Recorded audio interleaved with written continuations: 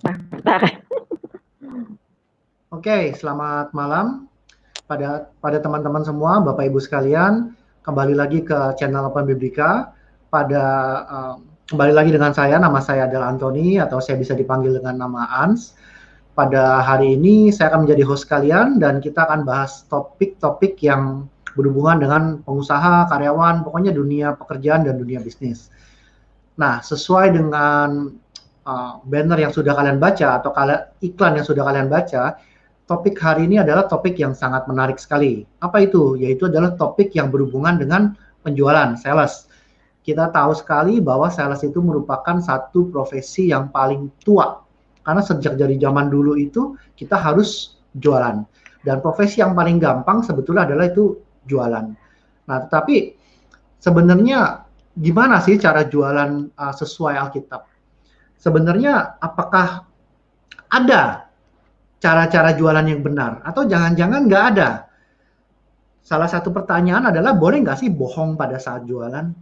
Kalau misalkan boleh, bohong yang seperti apa? Kalau misalkan nggak boleh, kadang ada customer nanya yang kita tahu kita jawabannya sulit untuk dijawab. Contoh misalkan ditanya, ini modalnya berapa? Nah, gimana tuh cara jawabnya? Nah, untuk itulah kita akan bahas tuntas malam hari ini. Dan narasumber kita hari ini adalah seseorang ibu yang jelas sudah berkeluarga dan beliau ini sudah malang melintang di dunia bisnis, di dunia pekerjaan ini sudah cukup lama. Dari dulunya bekerja sebagai seorang karyawan sampai akhirnya beliau adalah seorang profesional. Nah, beliau sebelum memulai itu jangan lupa untuk bergabung di channel Telegram kami, yaitu adalah pengusaha Kristen atau karyawan Kristen. Di sana kita bisa akan ada banyak tips, kita bisa berkenalan, kita bisa mendapatkan bisnis, kita bisa mendapatkan network, kita juga bisa mendapatkan kesempatan, mendapatkan ilmu tentang bagaimana cara menjadi seorang pengusaha dan atau menjadi seorang karyawan yang sesuai dengan Alkitab. Oke, tanpa berlama-lama, saya akan memperkenalkan uh, narasumber kita kali ini, yaitu adalah Ibu Merly Sidik. Silakan Bu Merly.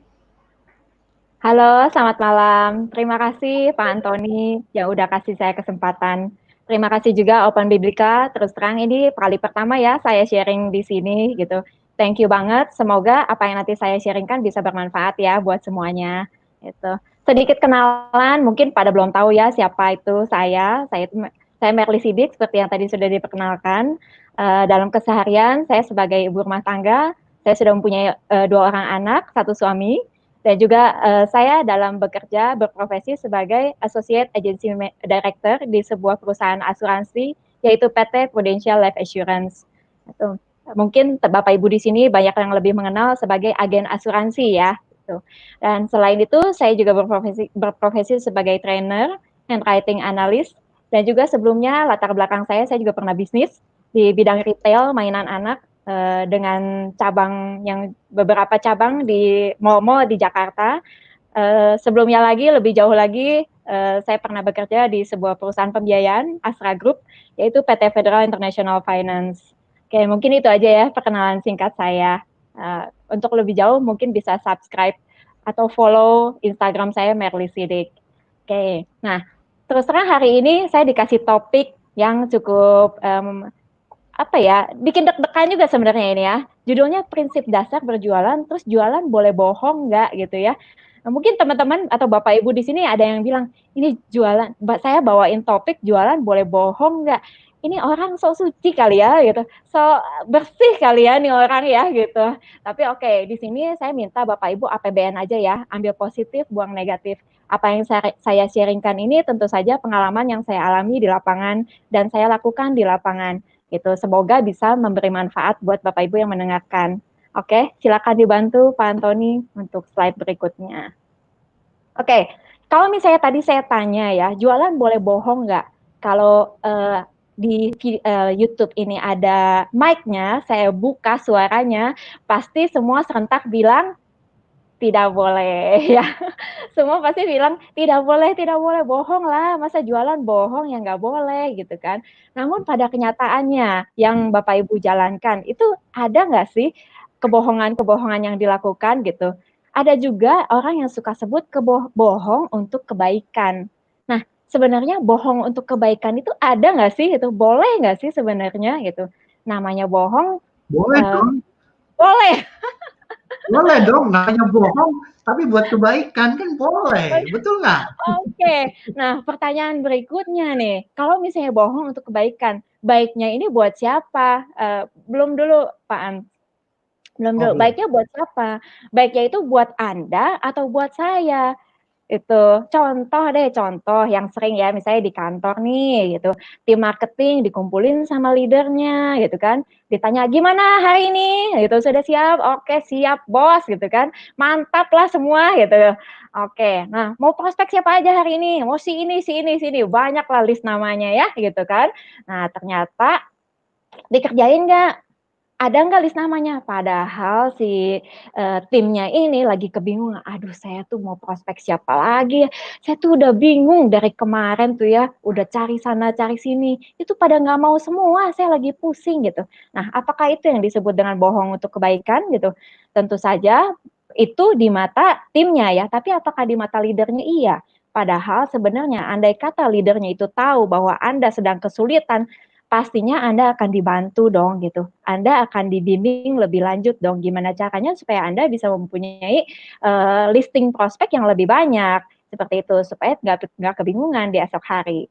Oke, boleh Tapi selanjutnya. tapi tapi kadang Gimana kalau Pak Ansar? bohong kan bisa kalau misalnya kita ngomong jujur, kadang kita diomelin loh sama leader kita loh, gimana itu? Ngomong jujur diomelin? Nah, jujurnya seperti apa dulu? Kita juga nggak boleh sengak ya gitu kan, ngomong ngejawab asal-asalan gitu, tapi kita dengan rendah hati tentunya. Ketika kita nggak bisa sesuatu, "Bos ini sebenarnya, saya perlu dibimbing lebih lanjut," gitu kan, "saya kesulitan di sini sini sini." Pastinya kalau seorang leader yang baik, tentu saja akan mendengarkan ya, bukan bukan langsung men-judge, "Ah, lu nggak bisa kerja," atau gimana gitu ya, "cari akal dong." Tentu saja nggak seperti itu. Namanya seorang leader kan pasti udah diproses ya lebih dewasa. Jadi ketika ada tim yang, sedang ibaratnya lah sedang berproses untuk tumbuh, harusnya ditolong dong gitu. Silakan, Pak An, slide berikutnya. Oke, nah sebenarnya kenapa sih orang tuh suka kadang-kadang ya suka ada yang bohong gitu. Kalau menurut saya sih kebanyakan mereka takut. Contoh yang tadi ya, itu timnya itu takut. Salah satunya ya tadi takut dimarahin ya Pak Ans ya, itu. Nanti malah kena oceh, pagi-pagi briefing pagi bukannya seger ya habis ngopi, malah kena oceh si leader Nah gitu. itu, Jadi udah semua kontak pasti belum? Udah kontak, sudah punya list belum? Sudah, kalau nggak bisa diomelin kita. Oke. Nah, pada kenyataannya ketika kita bilang kita tidak punya, kita mengalami kesulitan, itu sebenarnya apa sih yang terjadi? Kebanyakan yang terjadi itu biasanya sih nggak sesuai dengan apa yang kita pikirkan. Contoh nih ya, orang kan biasanya suka bohong kalau misalnya takut. Nah, kan seperti yang tadi saya bilang, takut kalau apa? Dimarahi, diomelin, ya itu ya. Ada juga yang takut ketahuan, dia nggak ngerti. Misalnya dia anak baru, ada customer nanya ini nanya itu, iya aja semua dijawab iya, bisa Pak, bisa, pokoknya apa juga jawabnya bisa gitu ya. Terus udah Sales gitu yang ada baik yang kan takut juga, begitu, bisa dulu. semua dibilang oke, bisa apa dulu nih gitu ya. Kalau benar-benar bisa sih nggak apa-apa gitu, masalahnya kalau ternyata dia benar-benar anak baru dan sebenarnya belum terlalu ngerti apa yang ditanyain oleh customer itu, wah bisa cilaka itu, bisa cilaka maksudnya gitu ya. Bisa. Nah, ada juga yang takut kehilangan kesempatan jualan. Waduh kalau saya nggak bohong nih orang kabur nih pindah ke kompetitor nih gitu. Ada juga yang pikir yang penting saya gajian bulan ini gitu, omset masuk bulan ini, apapun yang terjadi itu urusan belakangan gitu ya. Ada juga yang berpikir seperti itu. Atau yang lainnya, ini yang menurut saya agak-agak parah nih ya, kalau jujur mana bisa jualan. Nah, punya Nah prinsip itu, seperti itu. Jadi kalau misalnya betul. kalau jujur nggak bisa jualan katanya.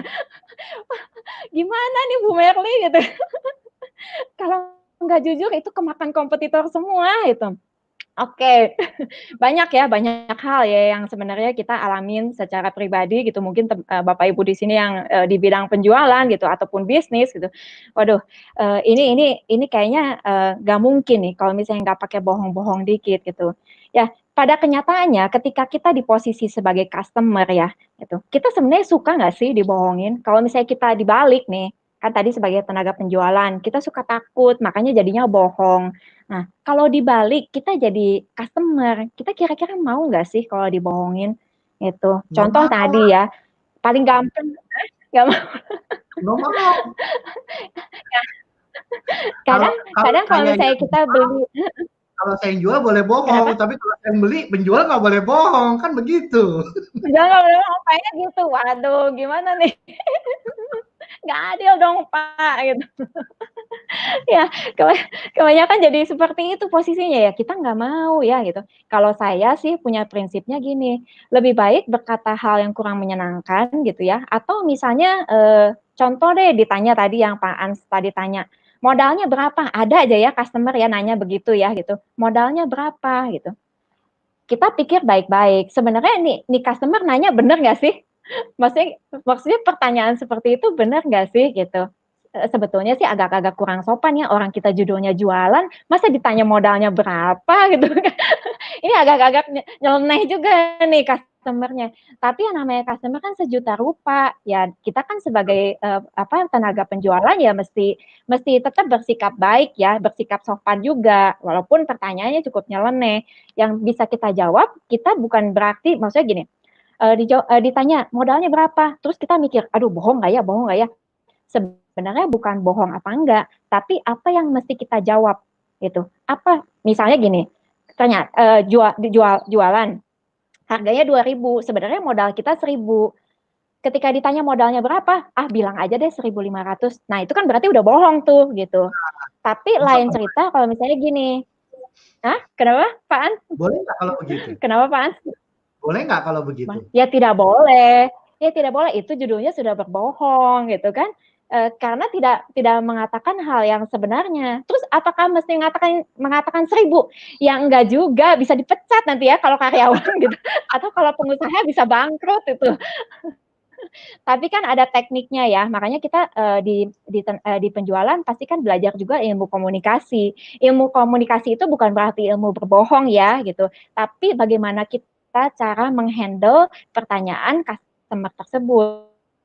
Ketika ditanya, "Ini modalnya berapa?" Kita kan bisa bilang, "Ya cukup lah Pak, yang penting bisa buat saya makan," gitu. "Yang pasti jualan ya saya ada untung," gitu. Kalau nggak untung ya masa saya jual? Kan nggak masuk akal juga ya kalau kita bilang, "Enggak kok nggak ada untungnya," kan kayaknya bohong banget ya.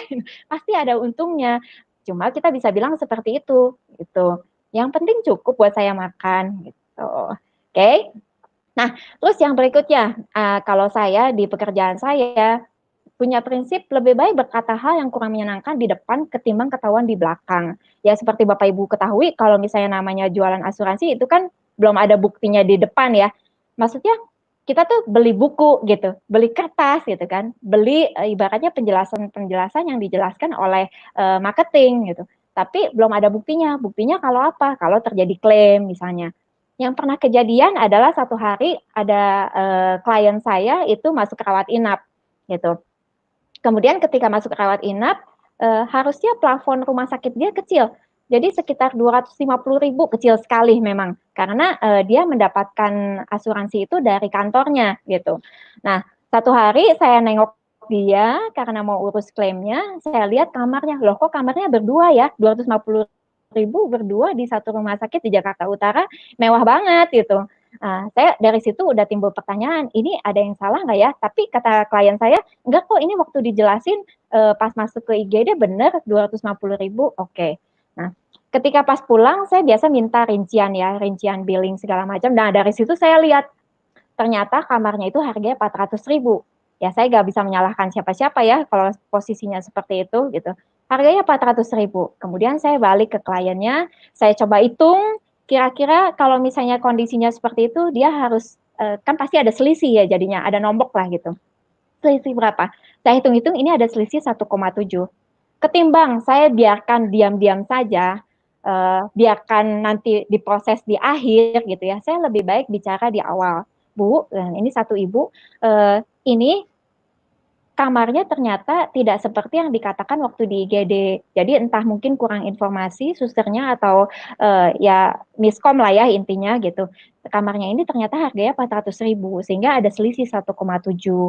Nah, saya coba konsultasikan juga dengan dokter ya kira-kira terkait dengan diagnosa ibu ini bisa apa dicek nggak gitu. Kemudian dari sisi penyakitnya apakah dua diagnosa atau satu diagnosa dan sebagainya.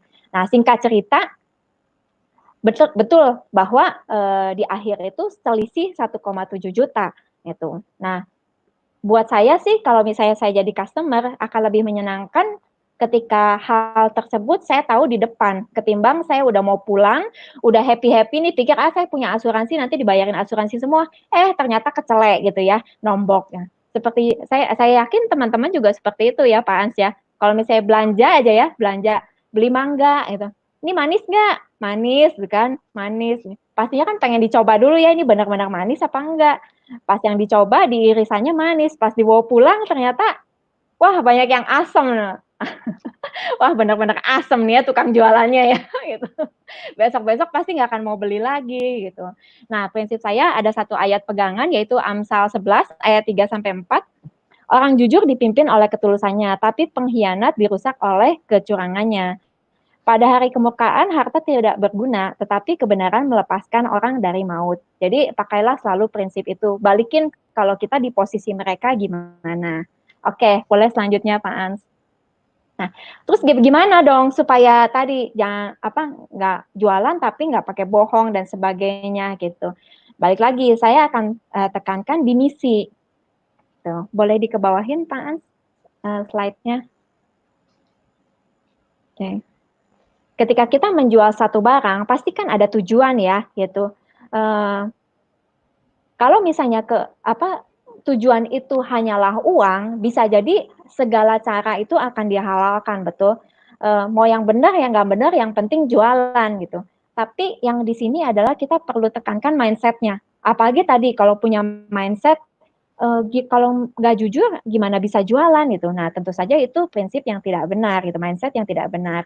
Nah, kita bisa pikirkan bahwa mindset seperti apa yang benar ya tujuannya apa kita jualan.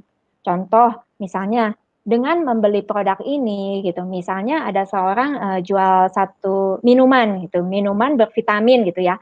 Nah, ketika diharapkan konsumen membeli produk ini akan membantu orang tersebut lebih sehat, lebih segar gitu, lebih awet muda dan sebagainya. Itu adalah value-value yang dilakukan. Oleh karena itu sangat penting sekali buat tenaga penjualan juga paham gitu yang dijualnya ini sebenarnya apa gitu kan, bukan sekedar karena disuruh jualan ya udah jualan aja gitu, tapi harus ngerti banget gitu kan.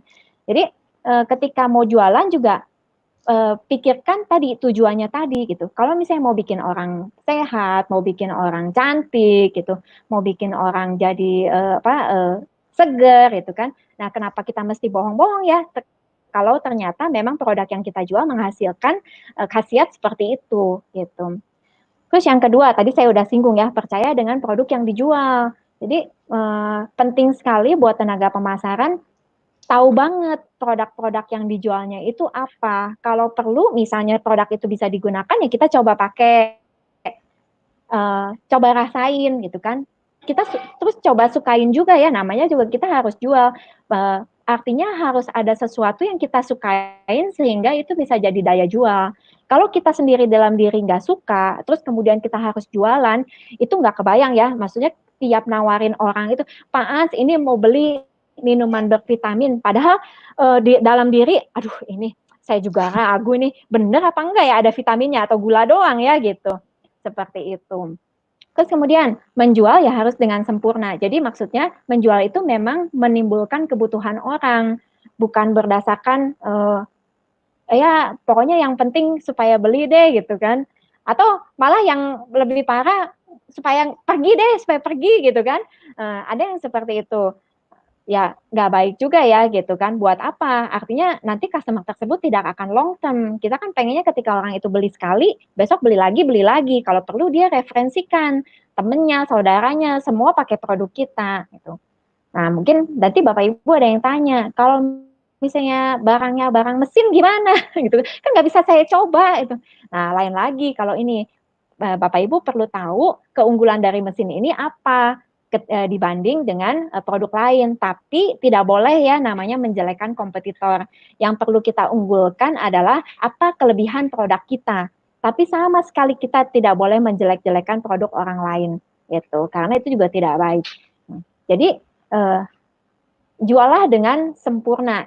Kalau saya bilang ya perfect gitu ya, supaya orang itu ketika beli tuh benar-benar butuh.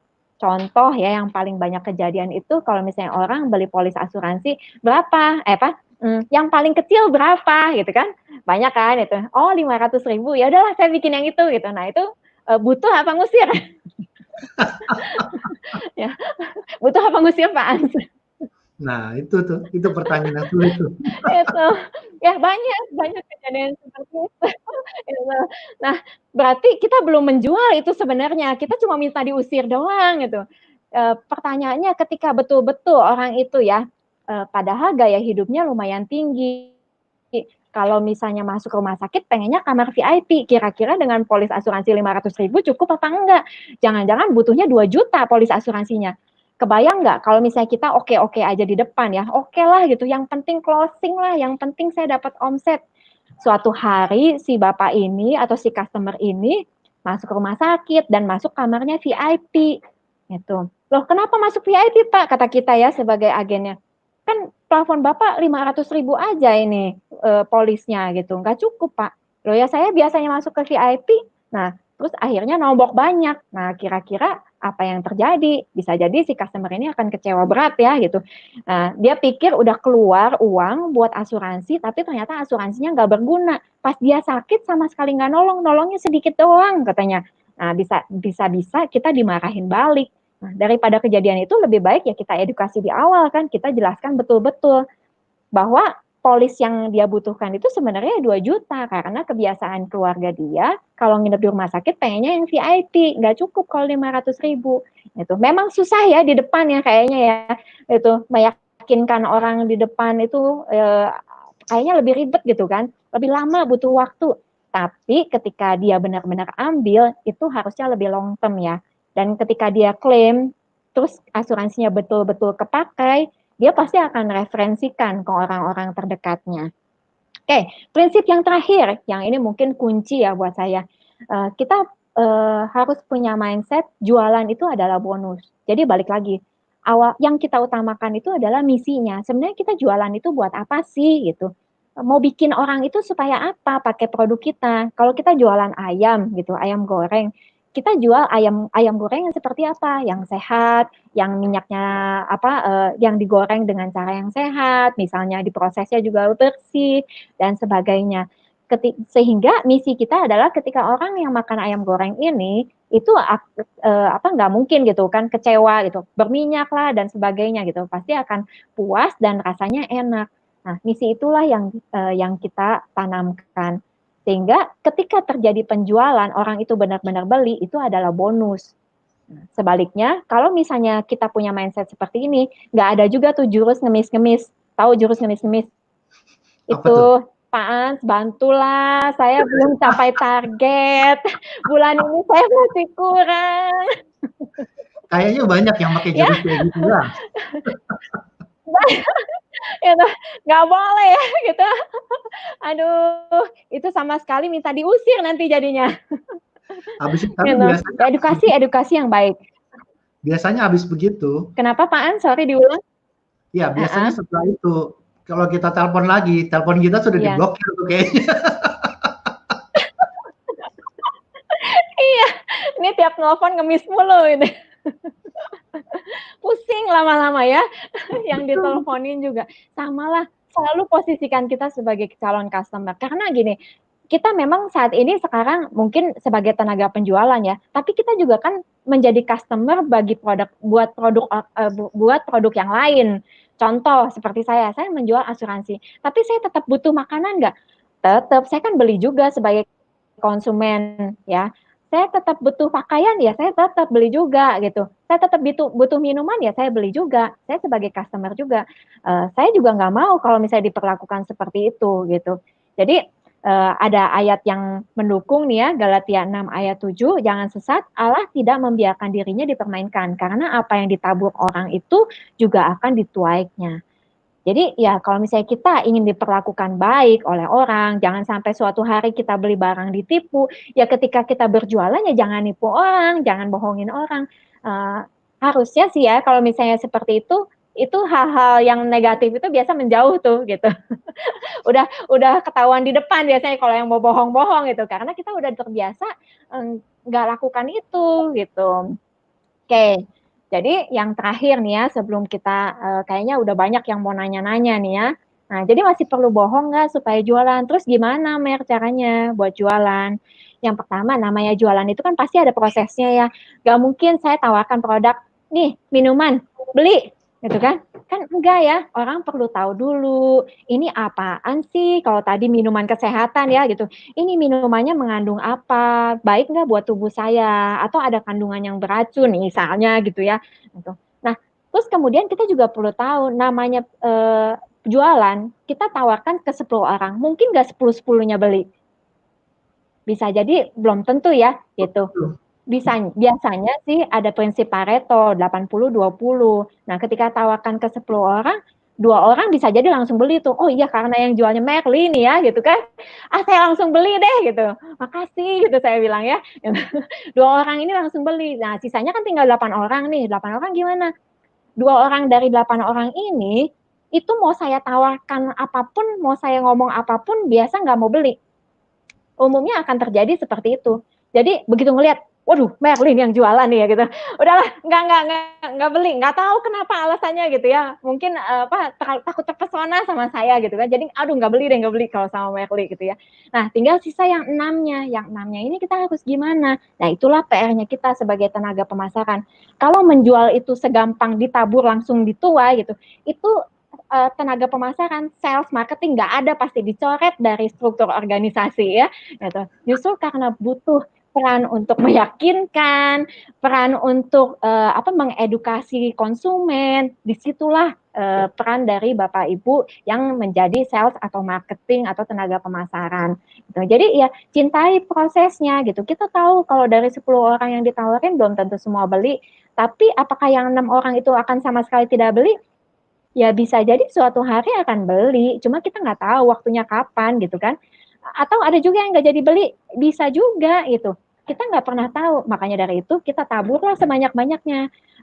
Kita tebarkan misi dengan produk yang kita jual ini bikin orang jadi apa gitu. Balik lagi ke misinya, bukan ketika ketemu orang, waduh saya harus dapetin nih supaya closing nih. Nah, konsumen itu pasti berasa deh ketika kita orientasinya uang, kejar target, itu konsumen pasti berasa banget. Nih orang nih cuma pengen duit saya aja nih, gitu. Datang-datang ke sini teleponin terus. Besok kalau udah saya beli ngilang juga tuh orangnya, gitu kan. Seperti itu. Yang kedua, ini tips juga ya, menangkan hati mereka karena hati itu bisa mengalahkan logika. Jadi misalnya contoh yang kalau saya pribadi ya, kadang suka merasa terganggu kalau ada sales kartu kredit atau KTA yang telepon. Nah, saya nggak tahu Bapak Ibu di sini ada yang punya pengalaman yang sama nggak? Tapi ya karena sebenarnya sih bukan karena saya nggak mau kartu kreditnya atau nggak mau KTA-nya, misal ya gitu ya. Sebenarnya bukan saya nggak suka barangnya atau saya nggak suka orangnya gitu. Nggak mungkin juga kan saya nggak suka orangnya, orang saya nggak pernah kenal gitu kan. Baru hari itu ditelepon, tapi caranya. Kadang yang bikin annoying itu caranya. Jadi kita perlu perhatikan evaluasi diri ya gitu. Caranya kita ini udah benar nggak sih gitu. Tapi ada satu waktu ya saya ditawarkan KTA, ini orang ini aduh ngomongnya manis banget ya. Manis dalam arti bukan membujuk-bujuk, ayolah Bu Merly cantik lah dan sebagainya gitu sebagai bidadari itu enggak lah ya gitu kan ya. Tapi dia bisa memberikan saya satu logika gitu. Sampai itu oh oke, benar juga nih ya yang diomongin dia ya. Benar juga ya. Terus kamu juga ngomongnya baik deh. apa sih, nggak kasar, nggak, ayolah Bu, cuma segini aja gitu misalnya, ayolah bantu saya, kan itu jadi annoying ya. Tapi dia bisa tawarkan dengan cara yang nice, yang sampai akhirnya tadinya saya nggak perlu, maksudnya gini, saya sebenarnya nggak butuh gitu. Cuma karena dia cerita begini, cerita begitu, iya juga ya, bener juga ya. Nah, apa yang dia edukasi ke saya itu jadinya masuk gitu kan. Nah, itulah yang mengalahkan apa sih tadi? Ya kita harus harus coba kalau misalnya ke customer ya bikin jadi orang yang menyenangkan gitu kan. Jadi orang yang enak gitu ketika dia diajak ngobrol dan sebagainya. Seperti itu. Oke, mungkin itu dulu dari saya. Saya lihat ada beberapa yang udah mau nanya ya gitu. Boleh kita discuss lebih lanjut. Thank you sebelumnya buat waktunya. APBN ya, balik lagi ya. Ambil positif, buang negatif gitu. Oke, Uh, silakan Pak Antoni. Kayaknya udah senyum-senyum, udah tegang nih saya nih jadinya. seru banget bahasannya karena di sini ada saya mencatat banyak sekali yang penting. Tapi sebelum itu saya pun juga punya pertanyaan sebetulnya. Tapi biarlah ini kebetulan ada yang bertanya. Saya tunjukkan satu ya. Nah, bagaimana penggunaan perangkat lunak atau software bajakan di dalam gereja? Nah, boleh nggak sih sebetulnya gereja ini menggunakan software bajakan? Nah, ini mungkin nggak berhubungan langsung dengan bisnis ya. Nah, tetapi ini satu praktek atau satu hal, Ya. misalkan dalam dunia bisnis, boleh nggak sih kita pakai software bajakan? Nah, Nah, gimana tuh?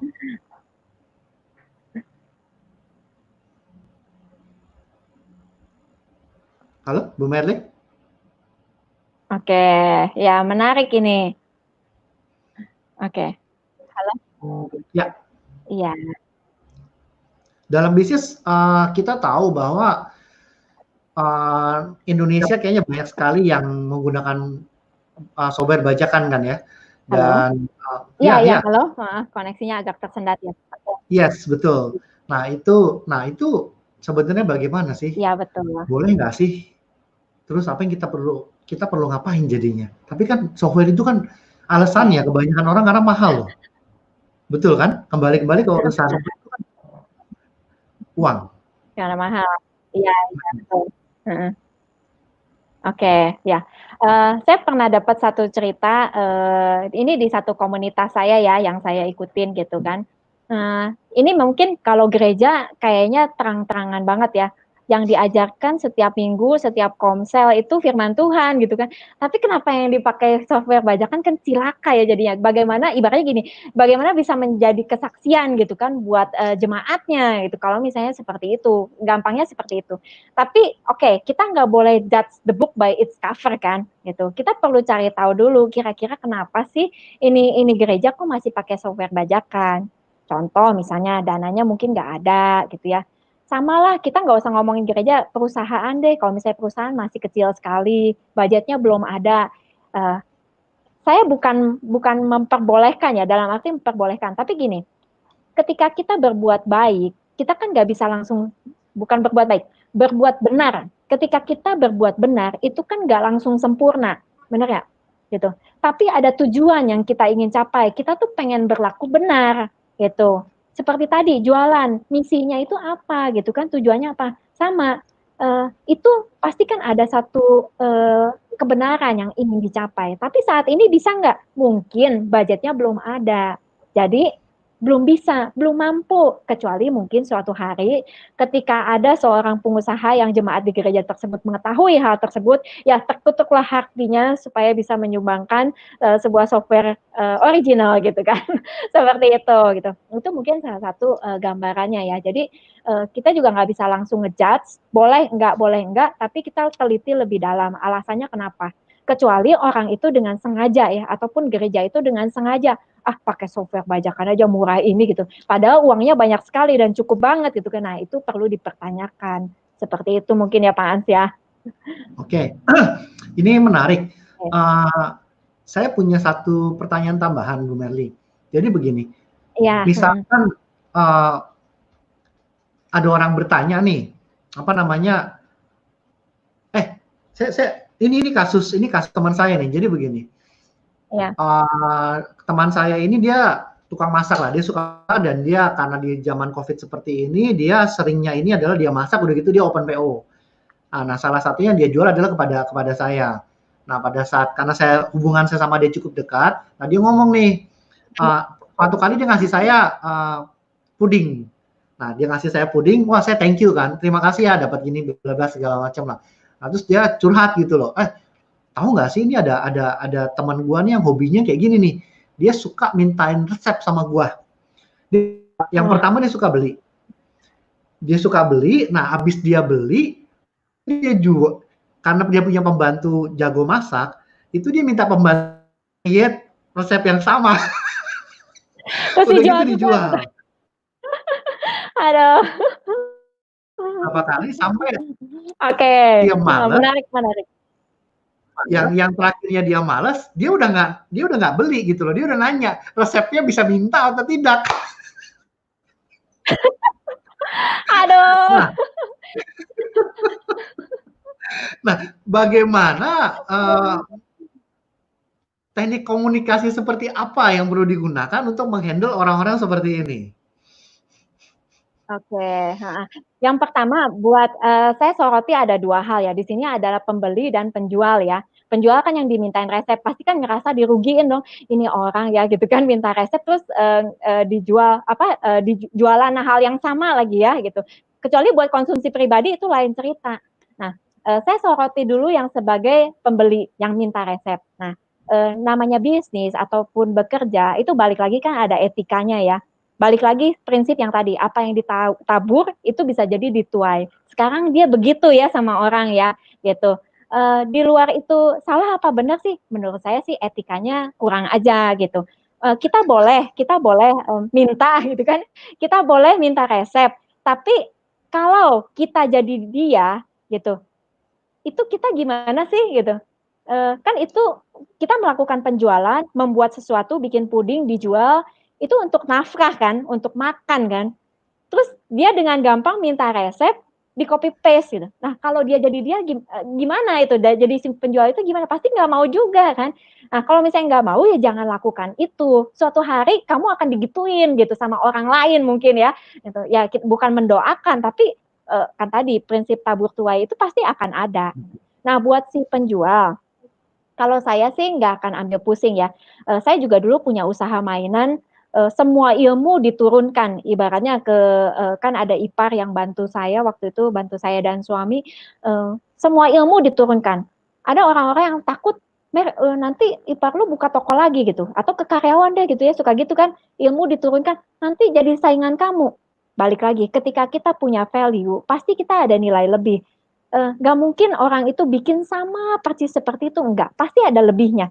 Yang paling gampang deh ya, ini suka jadi bercandaan juga, jualan asuransi. Orang kalau misalnya ketemu, oh oke, Merly apa? Oh agen asuransi. Oh iya, saya juga kenal tuh agen asuransi mana. Saya dengan lantang bisa bilang, iya agen asuransi prudensial banyak banget, tiap gang juga ada kalau disurvei gitu kan, saya bilang gitu. Nah tapi pasti ada yang jadi pembeda dong antara satu dengan yang lain.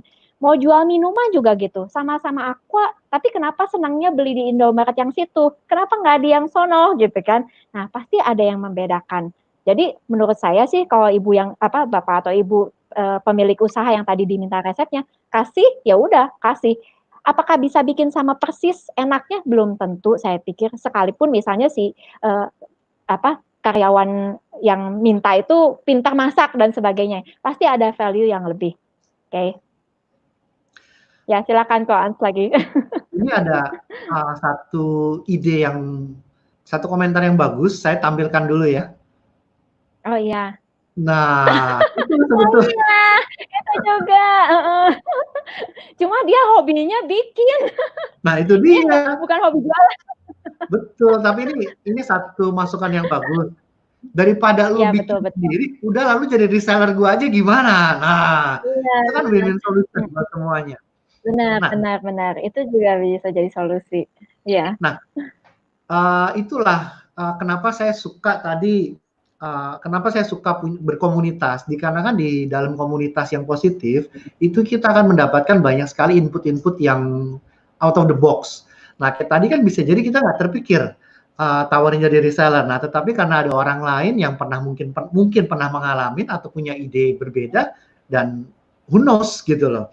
Nah, di dalam perjalanan bisnis dan karir saya, Bu Merly, saya ini pernah Iya. bekerja di industri otomotif dulu.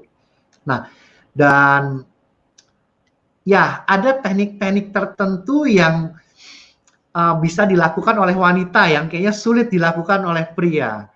Nah, misalkan zaman sekarang, misalkan kita melihat seorang wanita dia berpakaian seksi dan itu menyebabkan penjualan dia lebih tinggi daripada yang berpakaian biasa. Nah, ini tergolong apa nih? Boleh nggak sih seperti itu dilakukan? Pernah nggak? Oke. Pernah ngalamin seperti ini? Kebetulan kalau berjualan ya nggak pernah pakaian seksi ya Pak ya, kalau ke pantai baru. Gitu. Jadi kalau pas jualan mau lihat saya pakaian seksi nggak mungkin lah gitu. Oke, Nah, ya, ini ya, bagaimana kita menyikapi orang-orang yang seperti itu? ya, balik lagi, dia berpakaian, orang kan bisa berpakaian macam-macam ya, umumnya atau wajarnya ketika dia bekerja pasti kan pakaiannya sopan, rapi dan sebagainya. Kalau misalnya dia dengan sengaja menonjolkan bagian tubuhnya tertentu, saya pikir motivasinya atau misinya tadi udah agak menyimpang tuh gitu. Nah, perlu dibenerin lagi. Apakah memang misi itu yang dia mau jalankan gitu? Apa itu bisa jadi berkat buat orang lain gitu? Atau karena cuma uangnya aja gitu? Artinya kan orang itu mungkin ya pikir yang penting kalau misalnya gue seksi, gue jualan gitu kan. Nah, tapi kan itu pemikiran jangka pendek. Besok-besok kalau dia ketemu customer yang bener ya, yang lurus gitu, misalnya kayak Pak Antoni gitu kan, beli dikasih yang terbuka dikit langsung, waduh ini silau nih nanti silau. Gitu. Jadi jadi nggak semua customer itu suka gitu. Perlu diketahui seperti itu. Apakah semua bapak-bapak suka yang langsung, bapak-bapak biasanya malah lebih suka yang ini ya, yang susah ditebak gitu kan. Jadi kalau yang langsung terbuka gitu, udah dikasih duluan di depan kayaknya nggak menarik lagi, betul nggak? Jadi mungkin ini bisa jadi pelajaran juga buat ibu-ibu atau wanita yang punya jurus itu gitu ya. Gitu. Itu mungkin harus tadi yang Oke. seperti yang Bu Meli katakan di depan, mungkin harus belajar teknik komunikasi ya. Jadi sebetulnya bagaimana memenangkan Iya. hati si pelanggan ini kan. Pada saat memenangkan hati pelanggan ini, dia tidak perlu lagi memenangkan dengan menggunakan cara yang seperti itu. Karena nanti itu kan Iya. akan menyebar juga dari mulut ke mulut kan, dan otomatis nanti orang Betul. mencari dia bukan untuk barang yang dia jual atau barang yang dia tawarkan, tetapi lebih kepada jasa lain yang dia tawarkan kan. Dan ya itu nanti akan Betul. berakibat pada jangka panjangnya dia akan saya setuju yang tadi Bu Meli katakan, dia akan menuai itu apa yang dia tabur. Perilaku seperti itu, maka dia akan menuai customer yang seperti itu juga.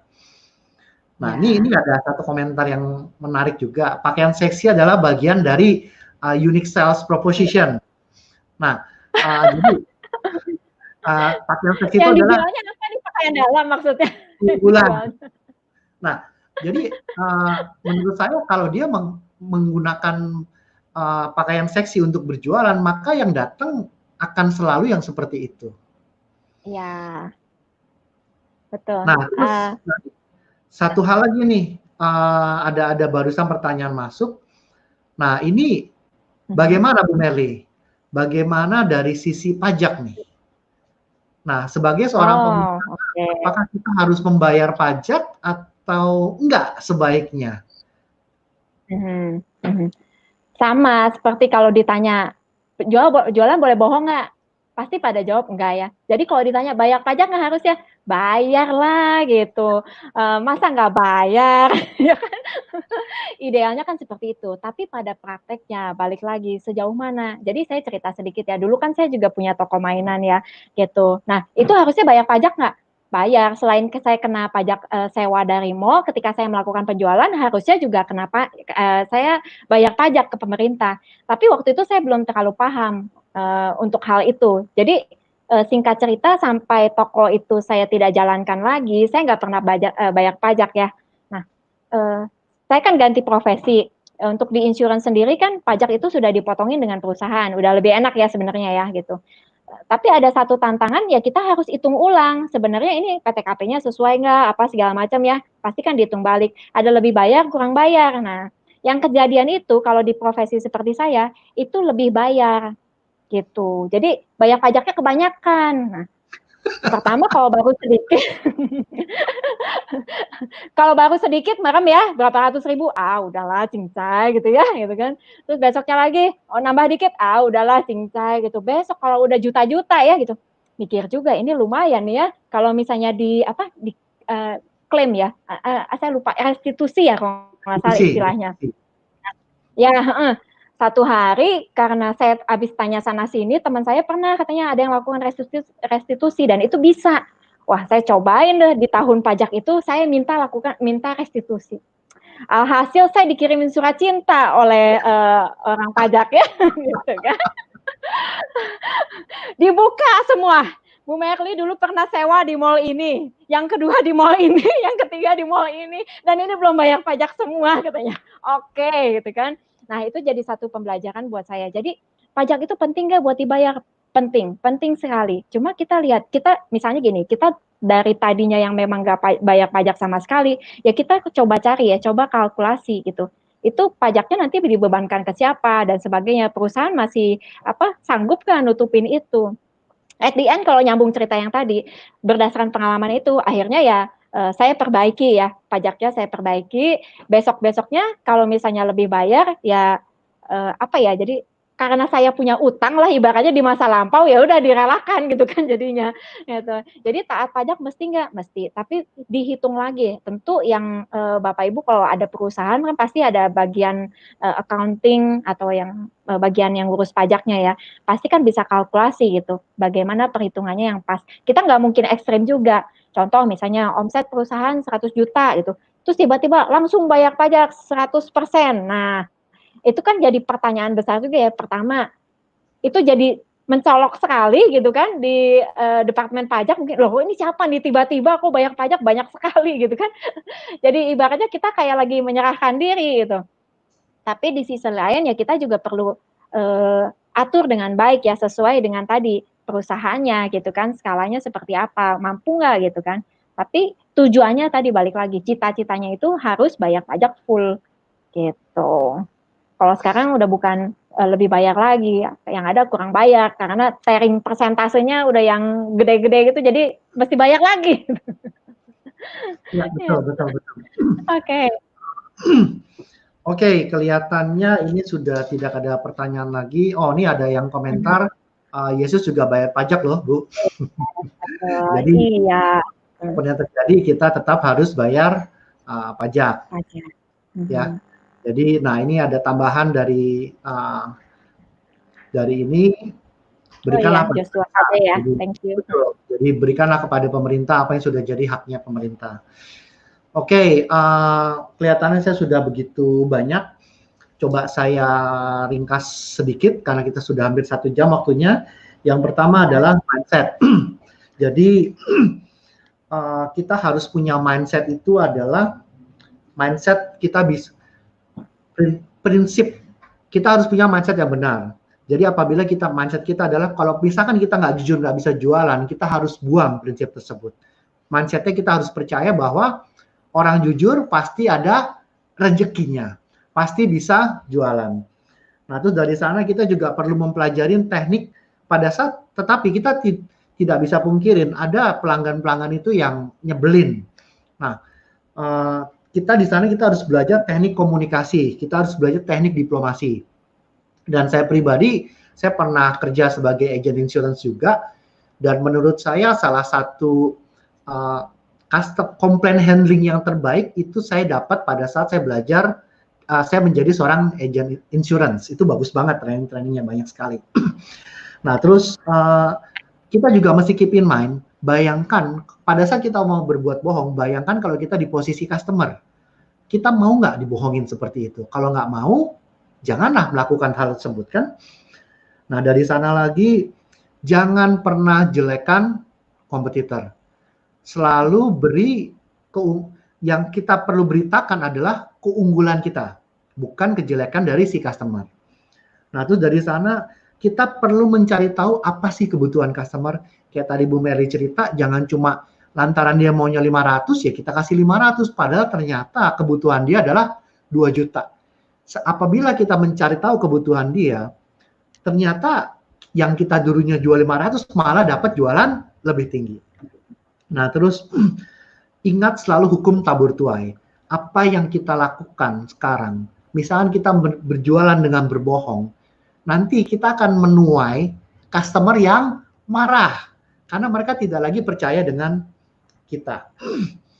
Nah, terus yang dua hal yang terakhir yang saya catat adalah loyal to proses. Setia kepada proses. Maksudnya apa? Di dalam berjualan ini ada yang orang mendadak bisa bleng sales yang naik tinggi, ada orang yang dia harus step by step. Nah, tetapi mereka semua ini harus belajar yang namanya proses. Dan hasil tidak akan mengkhianati proses. Apabila kita menjalankan proses yang baik, maka hasilnya juga akan menjadi baik. Saya mengucapkan terima kasih sekali Bu Merly atas sharingnya pada kesempatan hari ini. Saya belajar banyak, saya juga berharap teman-teman Bapak Ibu di sini bisa belajar banyak, dan ini adalah perjalanan kita untuk menjadi seorang pengusaha, seorang karyawan, seorang pebisnis yang menjalankan yang sesuai dengan kata Alkitab. Oke, terima kasih sekali lagi Bu Merly. Sama, thank you juga Pak Antoni dan Open Biblika yang udah kasih saya kesempatan untuk sharing. Semoga bermanfaat buat semuanya. Thank you. Oh, lupa. Apabila teman-teman atau Bapak Ibu pengen mendapatkan tips-tips seperti ini lagi yang lebih banyak, silakan join di sini, grup Telegram dan pengusaha Kristen dan karyawan Kristen. Oke, sampai jumpa di sesi Open Biblika selanjutnya. Bye-bye.